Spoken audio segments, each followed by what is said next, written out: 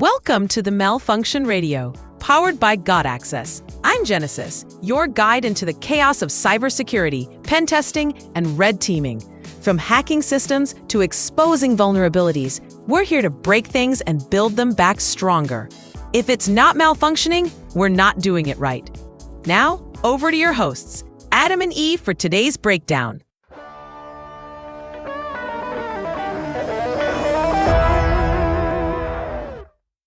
Welcome, curious minds, to the deep dive. Today we're plunging headfirst into a world where digital magic meets cold, hard code. You know the iconic imagery, right? That cascade of green characters, the impossible feats of digital sorcery, and that seemingly instant God access you get with just a few furious keystrokes. We're talking about scenes like Trinity's legendary hack in The Matrix Reloaded. It's cinematic, it's intense, and it really makes you wonder how much of that is just Hollywood fantasy and how much is actually rooted in the real world of cybersecurity. So our mission today is to take your sources and really embark on a fascinating deep dive into exactly that question. We'll be separating the real from the real, giving you some surprising facts and practical insights into how these cinematic moments stack up against actual hacking techniques. Get ready to have your perceptions of Hollywood and maybe even the digital world around you kind of expanded. Yeah, absolutely. And if we connect this to the bigger picture, this deep dive is, well, it's really a shortcut to being genuinely well-informed about cybersecurity. It's not just about understanding what happened in some movie scene. It's about understanding the fundamental how behind real-world techniques. Things like network scanning, brute forcing, and that ultimate prize privilege escalation. And why does this matter to you? Well, because the core principles underpinning these, cinematic hacks, they're the very same ones that either defend or tragically compromise the digital systems we interact with every single day. We're talking everything from your bank account to the critical infrastructure that powers our cities. It's all connected. Okay, let's peel back the layers on this then. We're kicking things off with one of the most memorable hacking sequences in cinema, Trinity. She's caught in this really high-stakes moment, desperately trying to disable a city power grid. The scene is just pure, nail-biting cinematic tension. You've got rain pouring down, the clock ticking relentlessly, and the fate of humanity seemingly resting on her lightning-fast fingers as she's just furiously typing away. It's definitely designed to be a showcase of, raw hacker prowess and digital artistry. But here's the truly surprising part. Yeah, go on. Well, while Hollywood so often gets hacking wildly, hilariously wrong, the random keyboard smashing and generic access-granted banners flashing, this particular scene from The Matrix Reloaded, it's actually lauded for its, uncanny technical accuracy. The filmmakers, it turns out, actually did their homework. They meticulously used a real cybersecurity tool and a genuine vulnerability from the time. What's fascinating here is the sheer attention to detail that went into crafting this digital moment. Indeed. It's quite remarkable, really. Trinity's crucial first step in that sequence involves a tool called Nmap. When we talk cybersecurity, Nmap, short for network mapper, is an absolute powerhouse. It's a free open source tool widely used by ethical hackers, penetration testers, red teamers. Those are the good guys who simulate real world attacks to find weaknesses in systems before the bad guys do. Nmap's core purpose is reconnaissance. It's designed to methodically scan networks, discover active devices, probe for open ports, and fingerprint services to identify potential vulnerabilities. Think of it as a digital explorer, meticulously mapping out the entire landscape of a target network, finding every path, every potential entry point before an operation even begins. And this is where my curiosity truly piqued. The incredible level of fidelity the filmmakers injected into this scene. Trinity isn't just typing gibberish, she's using Nmap version 2.5 beta 25. I was curious about that specific version. Was that actually a real current version available back then when they were making the movie? That's an excellent observation, and it really speaks to the movie's almost obsessive commitment to authenticity in this scene. Yes, Nmap version 2.5 beta 25 was absolutely real. In fact, if you check the official Nmap archives, you'll find that particular version was released on April 6, 2001. Now, given that The Matrix Reloaded was filmed between March 1st, 2001 and August 21st, 2002, this precisely validates that the filmmakers used a version of the tool that was not only real, but also pretty cutting edge and available at the exact time of filming. It's a level of technical deep cut you almost never see in mainstream cinema, and it's a big reason why this scene resonates so strongly with cybersecurity folks. Okay, wow. So the command itself, nmap andv-ss 10.2.2.2, you're saying that's legit too. What's it actually doing? Perfectly legitimate, yes, and it carries a lot of tactile meaning. Let's break it down piece by piece, focusing on what each part does. First, Nmap. That just invokes the Nmap tool itself. Simple enough. Then N-V, this flag stands for verbose mode. It tells Nmap to give you more detailed output during the scan. Super useful for monitoring progress and seeing what it's finding in real time. Next, M-S. This is the TCP SYN scan, often called a stealth scan. Normally, when computers connect, they do this three-way handshake. SYN, ACK, ACK. Establishes the connection, but a SYN scan, it sends only the initial SYN packet. If it gets a SYN ACK back, meaning the port's open, it just tears down the connection right away without sending that final ACK. This makes the scan very fast and, crucially, less likely to be logged or detected by some basic firewalls. Hence the stealth part. It's trying to be quiet. Sneaky. Okay. And the Alto? O stands for OS detection. Nmap tries to figure out the operating system of the target machine. It does this by analyzing subtle, unique differences in how various operating systems implement their TCP/IP stacks, the rules for network communication. It's kind of like being able to tell the make and model of a car just by the specific sound of its engine or the distinct pattern of its tire tracks. Pretty clever stuff. Huh. And the IP address, 10.2.2.2. Right, the target, Yeah. 10.2.2.2. While it's technically a valid IP address, it's part of what we call a private IP range. These are specific blocks of IPs like the 10.x.x range, 172.16.x@x, and 192.168.x.x reserved for internal private networks. They aren't routable on the public internet. So this detail tells us Trinity isn't scanning, like Google servers. She's targeting a system inside a secure internal network. Think corporate infrastructure or, well, as Moody implies, a critical power grid control system, somewhere internal. Got it. So Nmap is mapping out this internal system. You mentioned ports. Can you maybe break that down a bit? Yeah. What exactly are ports in this context? Yeah, good question. To really grasp what Nmap is doing with ports, think of your computer like a massive apartment building. The building itself is your computer.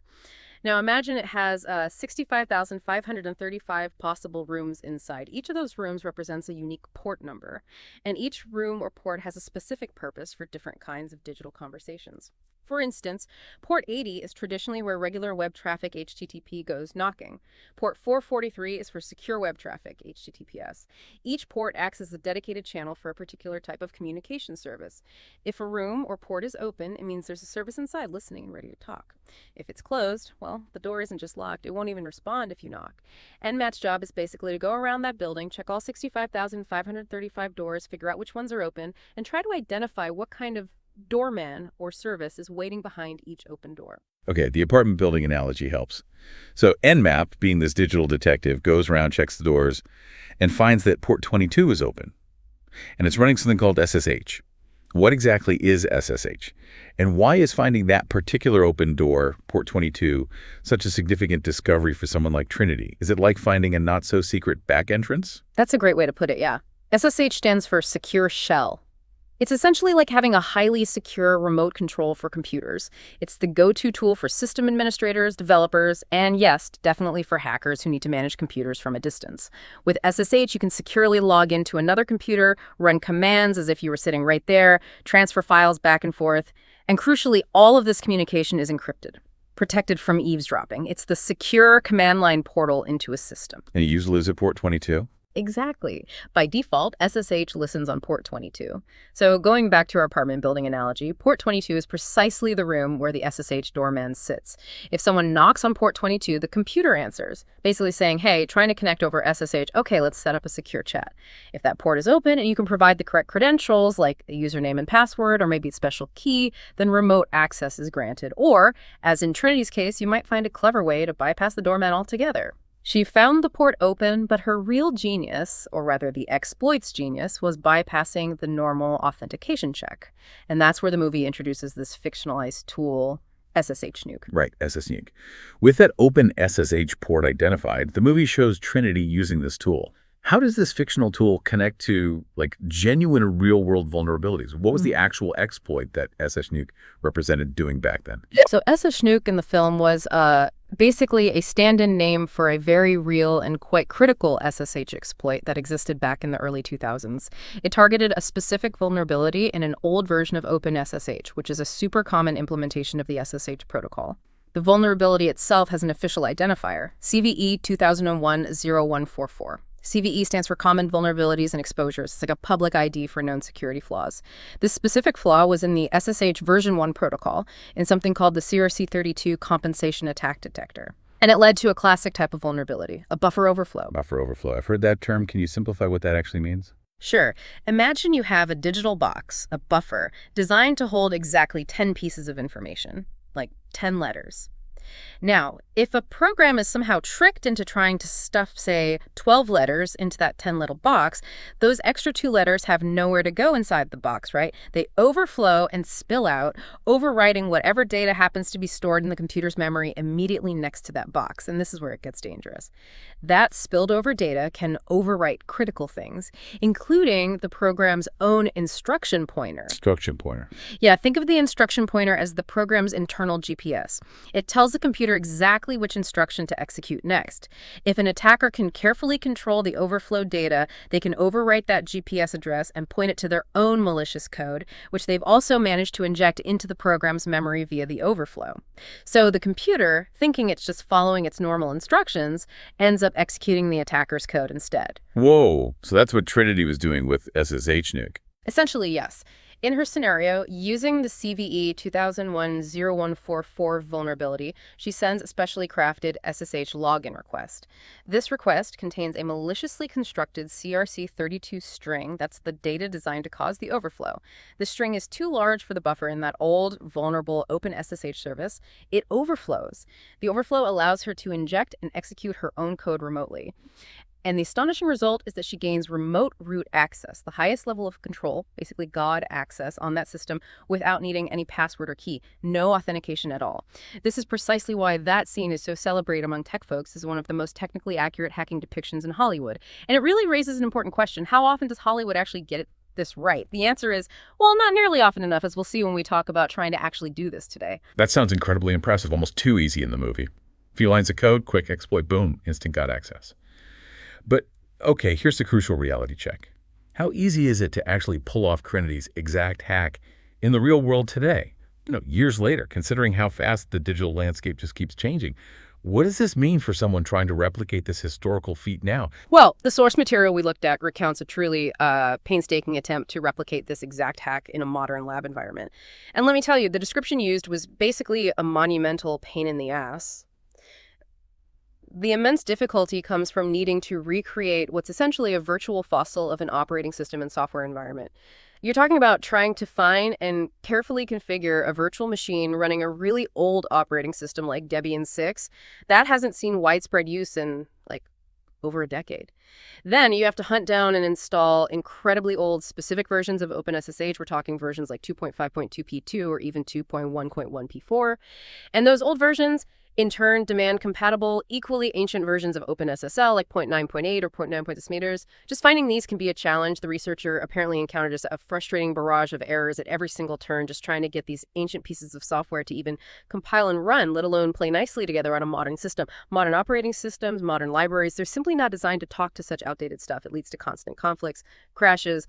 It's just not smooth sailing. So even getting the target set up is a nightmare. Exactly. And furthermore, even if you do manage the Herculean task of setting up this retro server, your modern SSH client, the one on your attacker machine, probably won't even connect to it. It'll likely throw errors about incompatible ciphers or algorithms.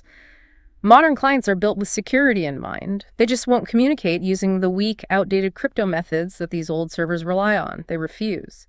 Then there's compiling the exploit itself. It's not just one program. It's often a multi-stage process described in the source. First, you might have to find and patch a specific source code file, like packet.c, within an old SSH1 codebase, like OpenSSH 2.2.0p1, and then recompile that. Only after successfully doing that can you compile a separate helper program, the actual schnook.c exploit code, into an executable. Okay, so it's layers upon layers of difficulty just to get ready. But let's say you manage all that. Does the exploit just work then? Not necessarily. Even after all that meticulous setup, the exploit frequently fails. There are several critical reasons for this based on the source's experience. First, parameter mismatch. Those generic values you sometimes see in example exploit code like 1,500, 50,000, they're almost never correct for a specific target. They need precise calibration, very fine tuning for the exact target operating system, its architecture like 32-bit versus 64-bit, and the specific memory layout of the SSH server process you're attacking at that moment. It's like trying to pick a very complex lock. A generic key might look similar, but the exact cuts need to match perfectly. Any slight difference, and it fails. Okay, so it needs customization. What else? Second, shellcode compatibility. The shellcode, that's the small piece of malicious code the buffer overflow tries to execute, provided with this old exploit, is often designed only for specific CPU architectures, like by 86, 32-bit, and very old Linux kernels, like version 2.2 or 2.4. It often uses hard-coded system call numbers, which are like internal function codes for the operating system. Those numbers change between kernel versions and architectures, so that old shellcode simply won't run correctly or at all on modern systems. Third, protocol mismatch. This specific exploit, CVE 2001-0144, only works against SSH version 1, protocol 1.x. But target servers today, even slightly older ones, almost always default to the much more secure SSH v2. SSH v2 is completely immune to this particular vulnerability. Even if you try to force the client to use SSH v1, the server will often just negotiate up to v2 anyway, or simply reject the connection outright because v1 is considered dangerously insecure. And you mentioned something about password prompts. Right, that's the final dead giveaway. If you run the exploit and the target system prompts you for a password, it means the exploit failed.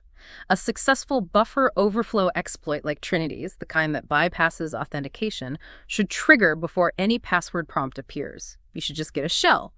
If it asks for a password, it means the overflow didn't work, the authentication mechanism is still active, and you haven't achieved that magical bypass. Wow. Okay. So while the movie was astonishingly accurate for its specific time, the digital landscape is just this relentless, ever-evolving beast. Yeah. What was a direct, albeit sophisticated path to God access 20 years ago is now like an almost impossible archaeological dig. It makes old exploits obsolete and incredibly difficult to replicate in any modern context. Yeah. It really underscores the incredible dynamic pace of cybersecurity and just how rapidly defenses evolve. You can't rest on old tricks. Precisely. It's a constant cat and mouse game.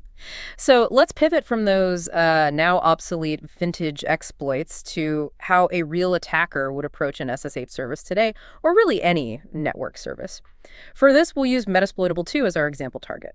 As mentioned, Metasploitable 2 is a deliberately vulnerable virtual machine. It's widely used in ethical hacking training, cybersecurity courses, CTFs. It provides a safe, legal, and controlled environment to practice these techniques without actually breaking any laws or causing real harm. Right, the practice dummy. So where do you start with Metasploitable 2? Back to Nmap. Always back to Nmap for that initial recon. Phase 1 is reconnaissance, just like Trinity. We'd use a modern Nmap command, something like sudo nmap-ss-sv192.166.1.106. This command does that stealthy syn scan-ss to quickly find open ports, but crucially, the -sv flag tells Nmap to try and determine the specific service and version number running on those open ports. That version information is absolutely vital. It's what lets us look up known vulnerabilities. For Metasploitable 2, this scan quickly shows it's running OpenSSH version 4.7p1 on port 22. Now, while that's not as ancient as Trinity's target, it's certainly old enough to potentially have known issues. Okay, version 4.7p1 identified. What's the next tactical step? Do you immediately look for an exploit like SSH nuke? That's exactly the next thought process. Once we have the version, we search for known exploits. A great tool for this is SearchSploit. SearchSploit lets you quickly query the exploit database, which is this huge public archive of known exploits right from your command line. So we run SearchSploit OpenSwish 4.7. What comes back is interesting. We find a number of username enumeration vulnerabilities. These basically let an attacker confirm if a specific username exists on the system, which can be useful. However, and this is a critical distinction, SearchSploit does not reveal any direct remote code execution or RCE exploits for this specific version, 4.7p1. RCE would be the jackpot, right? A way to run our own code directly on the server without needing a password first, like the buffer overflow. So no magic bullet like SSH nuke this time. What are the options then? Exactly. The absence of a direct RCE exploit means we're generally left with two main approaches for getting that initial SSH foothold. One, find and use a known RCE vulnerability, which we've just seen isn't readily available here. Or two, attempt to brute force credentials, guess the username and password. Since direct RCE looks like a dead end for this version, our focus shifts squarely onto the brute force method. Okay, brute forcing. But you need something to brute force against, right? You need a username and a password list. How do you even begin to find a valid username if you can't just run code and you're starting from basically zero? That's where those username enumeration vulnerabilities we found earlier come into play, or other enumeration techniques. We can leverage tools like the Metasploit framework, which is this big, powerful penetration testing toolkit. It has a specific module for this, auxiliary scanners, Shenum users. This module automates the process of trying a list of potential usernames against the target SSH service to see which ones the server acknowledges as valid. It often uses timing differences or subtle error message changes to figure this out. So you configure the target IP address that's ROSTs in Metasploit terms, and then you provide a user file. This file contains a list of common or potential usernames. Metasploit then systematically tries each name. When we run this with Metasploit's built-in unixusers.txt word list, which has lots of common default Unix Linux usernames, we often discover valid accounts. But frequently, these are service accounts like MySQL, Postgres, www data, or maybe the root account itself. While root is tempting, it's usually much harder to brute force. It's often protected by stronger methods like private key authentication, not just passwords, and failed logins are usually heavily monitored. So our best bet for initial access is often to find a lower level, perhaps less protected, regular user account. And what if the standard lists don't find a good regular user? Well, that's exactly what happened in the source materials walkthrough. Since no immediately promising regular user popped up from the common list, the next logical step was to generate a custom username list tailored to the target. The source describes using a simple Python script for this. It takes common keywords possibly related to the target, things like admin, msef for Metasploitable, Metasploit, test, and generates intelligent permutations and combinations from them. This creates potential usernames like msfadmin, adminsfafs, testadmin, mstest, and so on. This method is much more targeted and often more realistic for discovering valid usernames on a specific system than just relying on massive generic lists. When this script was run with those keywords, it quickly generated a refined list of about 149 potential usernames. A subsequent rerun of the Shenum users module using this new targeted list yielded a successful hit. It confirmed the username msfadmin was valid on the system. Boom! We now had our confirmed valid username. Nice. Okay, so you've got the username.msfadmin. Now the hunt for the password begins. How do you go about cracking that password without just guessing randomly for years? This is where Hydra, also known as THC Hydra, becomes our absolute best friend. Hydra is an incredibly powerful and widely popular password cracking tool. It's specifically designed for performing fast brute force attacks against a huge variety of network services, including SSH. The command we'd use looks something like this. Hydra-lmsfadmin-p passwords.txt ssh.192.168.1.106. Let's break that down quickly. -hydra.lmsfadmin, that just runs the tool. Yeah. -lnp passwords.txt, the uppercase -l flag points Hydra to a file containing a list of potential passwords. This word list could be a custom list, maybe generated based on clues, or a well-known dictionary of common passwords like the infamous rockyou.txt. Hydra will systematically try every single password from this file against the msfadmin user /192.168.1106. This just tells Hydra we're targeting the SSH service running on that specific IP address. And then you just wait. Pretty much. Hydra then methodically attempts to log in using msfadmin and every password in that list one after another until it either finds a match or it exhausts the entire list. And in this specific case with Metasploitable 2, success came surprisingly quickly. The process revealed that the password for the user msfadmin was also msfadmin, a very common default, unfortunately. So with that, we successfully established our initial foothold on the target server via SSH. We had gained that vital low-level user access, step 1 complete. Right, you've got that basic user access now, which is a fantastic first step in any kind of breach scenario. But how do you take that initial foothold and really gain full control, like Trinity did when she got total system compromise? What's the next critical step in escalating your privileges? The next crucial step is exactly what you called it. Privilege escalation, or PrivEsc for short. Our ultimate goal here is to transition from this low-level user account, msfadmin, to the root account. Root is the absolute administrator, the God account on a Linux system. It grants complete, unrestricted control over everything. For finding ways to do this, a common and highly effective tool is linpiece. That stands for Linux Privilege Escalation Awesome Script. Quite a name, right? It's an incredibly comprehensive enumeration script. You upload it to the target machine you have access to, run it, and it automatically checks for hundreds of potential privilege escalation paths. Things like misconfigurations, weak file permissions, vulnerable software versions, kernel exploits, save credentials, pseudo rules, SUI binaries, just tons of stuff. It essentially maps out all the potential routes from your current user to higher access, especially root. So you run linpiece as msfadmin. Yeah. What did it find on Metasploitable 2? When linpiece was run on the Metasploitable 2 machine after gaining access as msadmin, its extensive output revealed a particularly interesting detail relevant to SSH, actually. While we already knew the password for msvadmin was msvadmin, the Linpiece report highlighted something else. The root account on the target machine actually had msvadmin's public SSH key installed in its authorized keys file. This file, root.sauthorizedkeys, lists all the public keys that are allowed to log in as root without a password using our corresponding private key.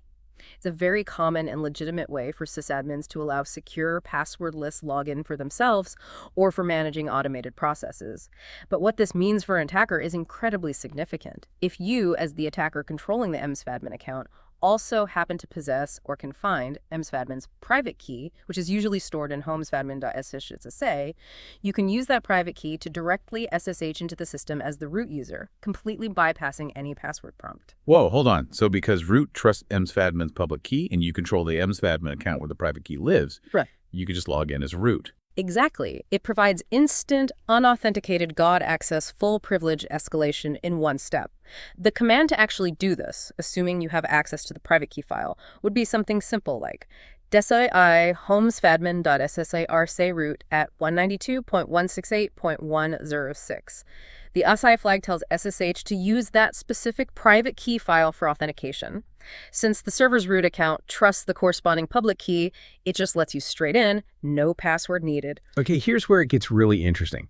The cleverness of chaining these seemingly disparate findings together. It's not one big thing. You start by maybe enumerating a username, then you brute force its weak password. You get in as that user, run an enumeration script like Linpiece, and then you discover that this low-level user's access surprisingly links to a private key that provides a direct, unauthenticated backdoor straight to root. It's not about one single magical hack. It's about connecting these digital dots and building a coherent attack chain. Absolutely. That's a perfect way to put it. It's a classic example of how real-world breaches aren't typically some single, isolated event like in the movies sometimes.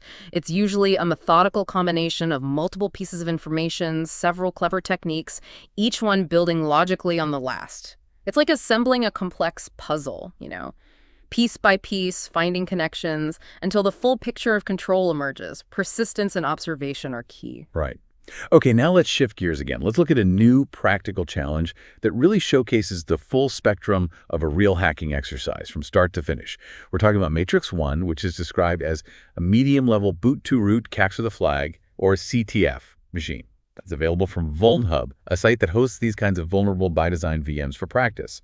For those maybe unfamiliar, CTFs are cybersecurity challenges, where the main objective is typically to gain root access on a vulnerable system and then find and read a specific flag file, usually just a text file with a unique string to prove you succeeded. Yeah, CTFs like Matrix 1 are just phenomenal for hands-on learning. They simulate realistic or sometimes creatively unrealistic attack scenarios, allowing us to walk through a complete system compromise.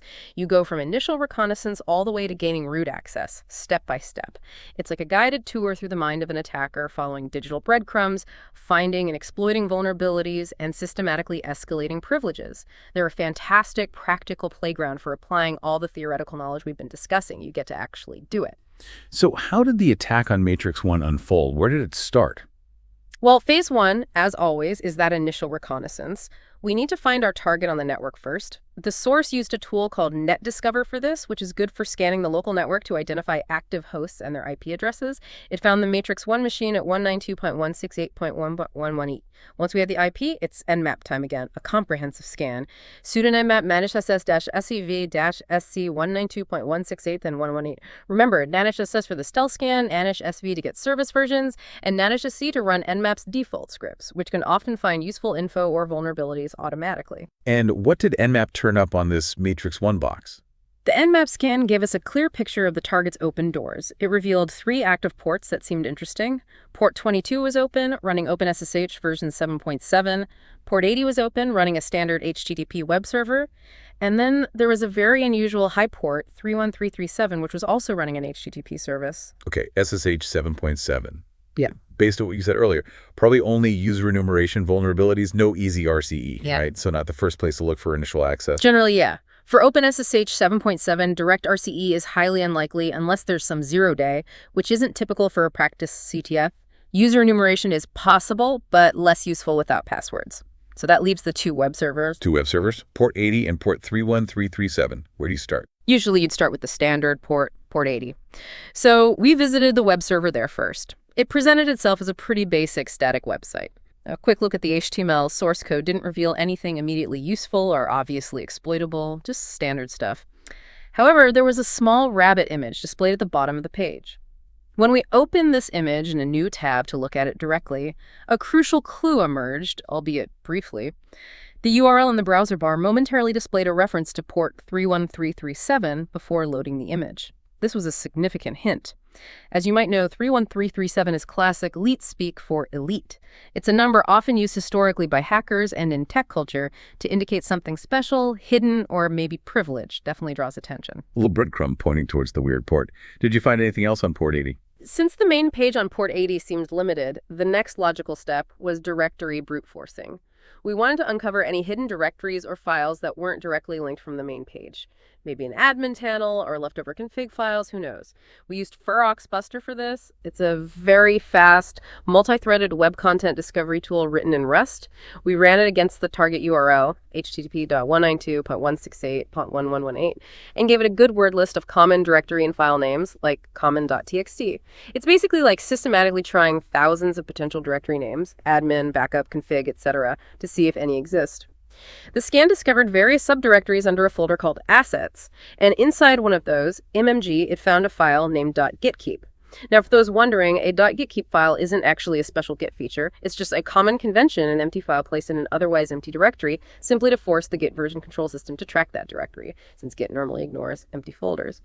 So, while interesting, finding .gitkeep turned out to be a dead end in terms of finding actual vulnerabilities. At this point, port 80 seemed pretty much exhaustive. Okay, port 80 is a dry well. So now all attention shifts to that very unusual port 31337, the number that practically screams, hey, look over here, there's something interesting. What did you uncover when you started poking around there? Right. Visiting the IP address on port 31337, http://192.168.1.118.31337, indeed revealed another static web page. This one was different, though. It featured a famous quote from the character Cypher, from the Matrix movie itself, definitely keeping with the theme. More importantly, a careful peek into the HTML source code of this page revealed something very interesting. A long, seemingly random store of characters hidden inside an HTML comment. It looked like base64 encoding. Base64 is a common way to represent binary data using only printable ASCII characters. So we copied that string and used an online decoder, like CyberChef, and bingo, it decoded cleanly to cipher.matrix. This looked very much like a potential file name. Cipher.matrix. Okay, so you try to access that file. Exactly. But interestingly, when we initially tried running Buster again, but this time targeting port 31337, it actually failed. It threw an error. This serves as a really vital reminder. Not every tool works perfectly in every situation. Sometimes you need to go back to basics.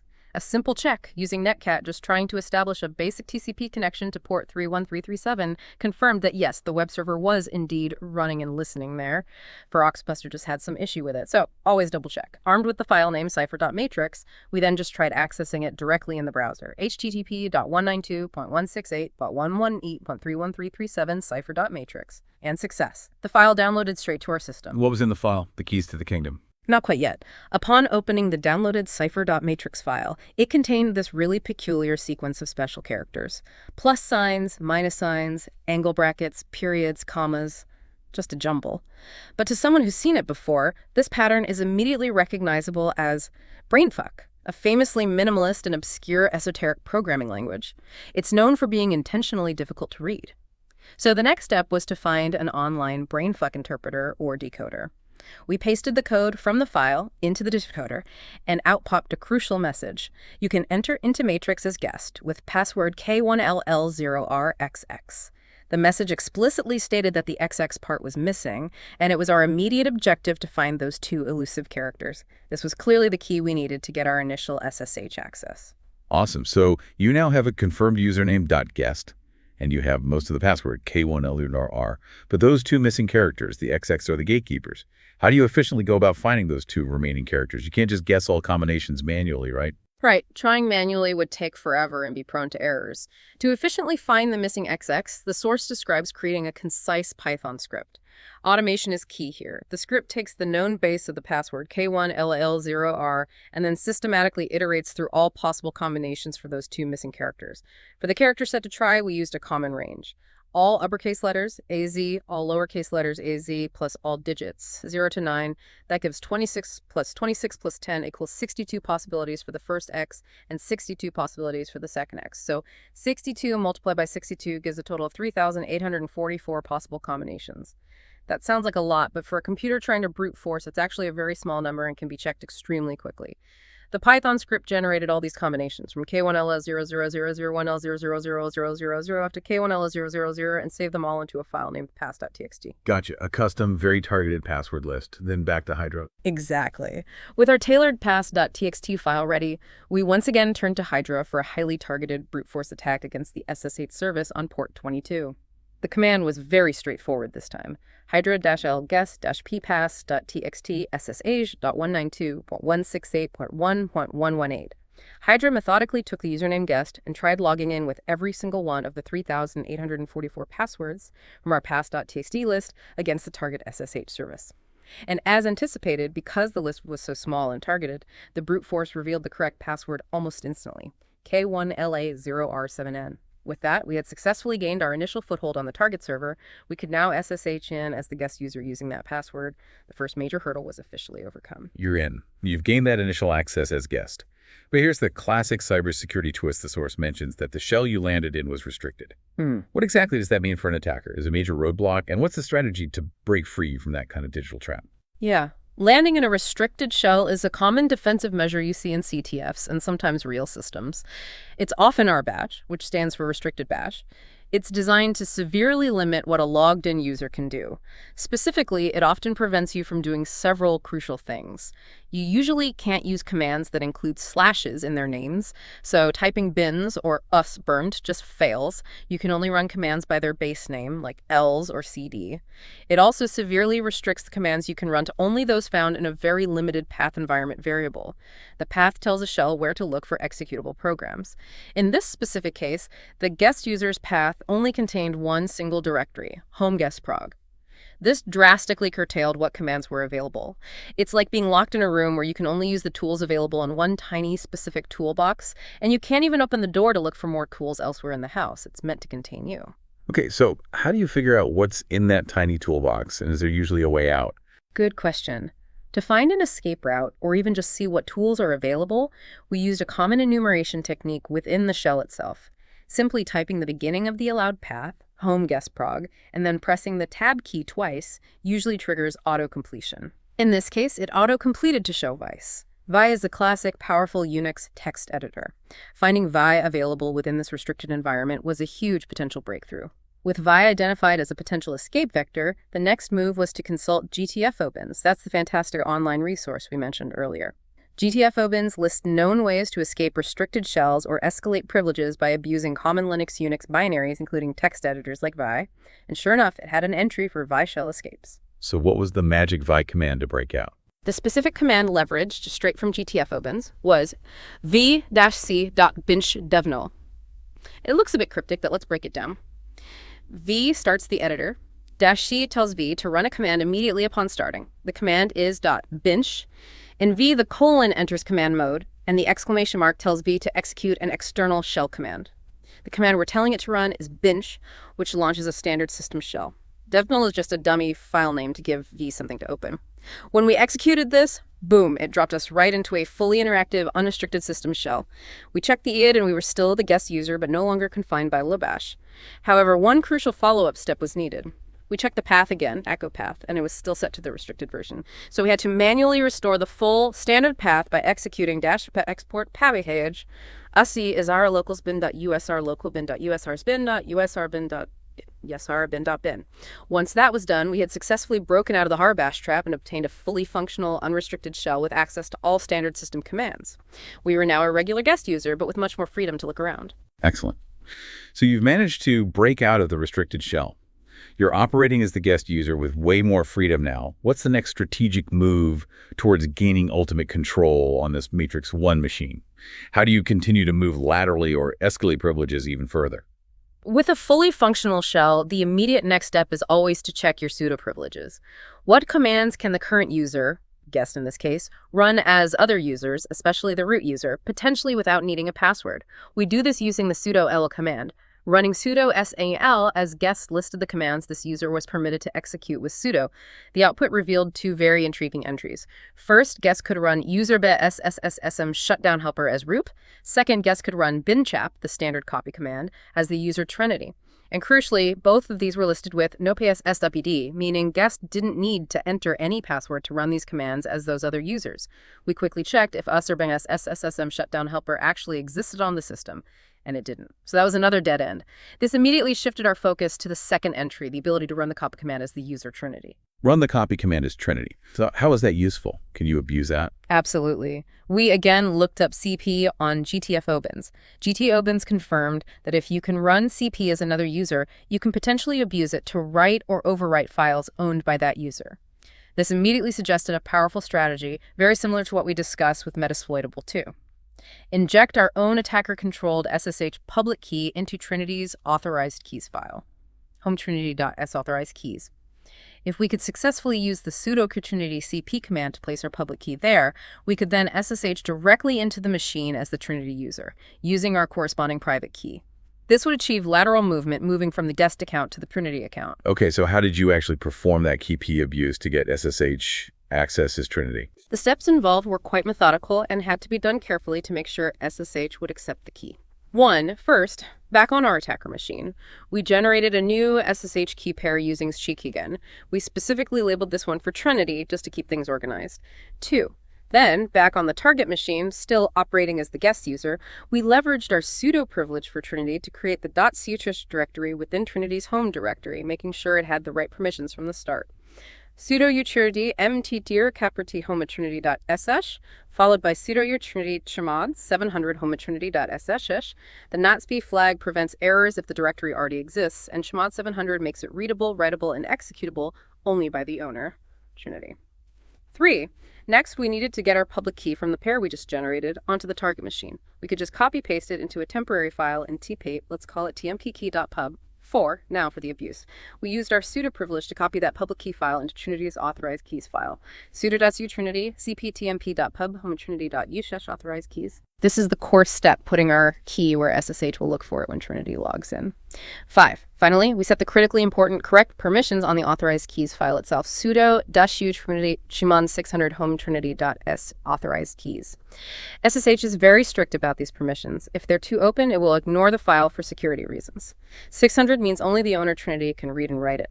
With that meticulous setup complete, we went back to our attacker machine and used the private key corresponding to the public key we just placed. We ran sudo turf2 pafto trinity private key trinity at 192.168.118.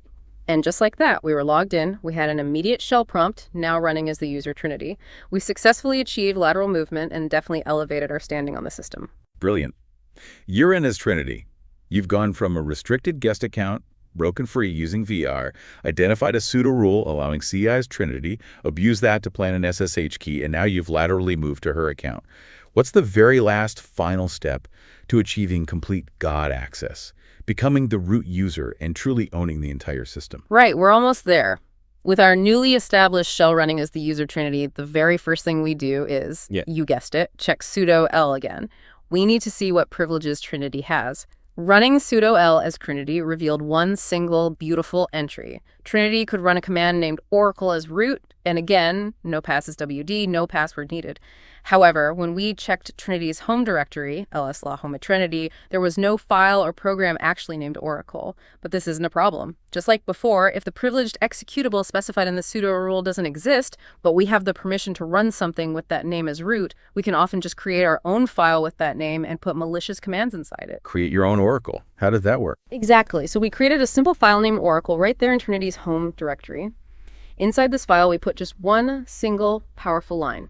bin bash defatp. The command bin bash just starts a new bash shell. The defap flag is the critical part here. It tells bash to start in privileged mode. This means that even though we are running the command via sudo, the resulting shell will retain the effective user ID and group ID of the user it was invoked, as which, thanks to sudo, is root. So we essentially created a tiny script that, when executed, will simply spawn a bash shell with root privileges.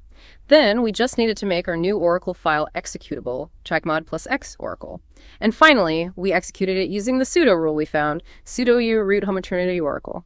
This command instructed the system to run our custom Oracle script, which just contains bin bash.tp as the root user without requiring any password because of the no pachi swd rule. The result, instant root shell prompt. Hashtag complete and total God access achieved on the entire system. We can now read the final flag file, usually located in root.txt. Game over. Wow. So what does this all truly mean in the end? It's an incredible journey, isn't it? From that initial Nmap scan, finding weird ports, to decoding brainfuck, cracking a partial password, breaking free from a restricted shell using Vi, abusing sudo with kapru to move laterally to Trinity, and then abusing sudo again with a custom script to finally escalate to root. It's all accomplished by methodically, patiently chaining together these seemingly disparate findings and specific technical techniques. It really is a masterclass in digital detective work, problem solving, and strategic thinking. Not just one magic trick at all. Wow. We've really come full circle, haven't we? From the surprisingly accurate, yet now incredibly difficult to replicate, buffer overflow hack by Trinity in The Matrix Reloaded, through the systematic, modern, practical steps of compromising Metasploitable 2 using reconnaissance, brute forcing, and that clever SSH key privilege escalation. And finally, the intricate multi-stage attack on the Matrix 1 CTF machine, going from guest to Trinity to root. It's been an exhilarating ride through the digital underbelly, really showcasing the meticulous thought process behind real-world hacking. Indeed. This entire journey, especially the CTF walkthrough, wasn't just about finding individual vulnerabilities. It was about owning the flow, like we said. Understanding the complete progression, the chain of events, from initial contact right through to full system compromise. In reality, hacking is almost never about random keyboard smashing or clicking one magical, all-encompassing hack now button. It's a highly methodical process. It starts with meticulous reconnaissance, really understanding the target. Then it moves to clever enumeration, discovering usernames, files, services, hitting pathways. It demands a deep understanding of vulnerabilities, whether they're classic buffer overflows like in the movie, or maybe weaknesses in restricted shells like Rurbash, or simple but critical misconfigured permissions found via sudo L. And ultimately, it's about the strategic art of chaining together multiple exploits, multiple techniques, leveraging small advantages step by step for maximum impact. That's what leads to that coveted ultimate administrative control. It's really about persistence, creativity, paying attention to detail, and having a systematic approach to breaking down complex digital systems. This deep dive has really given you, our listeners, a kind of real-world blueprint, hasn't it? Showing how seemingly small digital clues like a hidden base64 string in a web page's source code, or an unusual open port like 31337, or a weak default password can, when properly investigated and cleverly chained together, lead all the way to full system control. It highlights the profound importance of every detail in cybersecurity, both for those trying to gain access and, maybe more importantly, for those of us striving to defend our own systems. So the question to leave you with is, how does knowing all of this change your perception of the digital world around you? What hidden XX, what small vulnerability or overlooked detail might be waiting to be uncovered, or perhaps more importantly, waiting to be protected in your own digital landscape?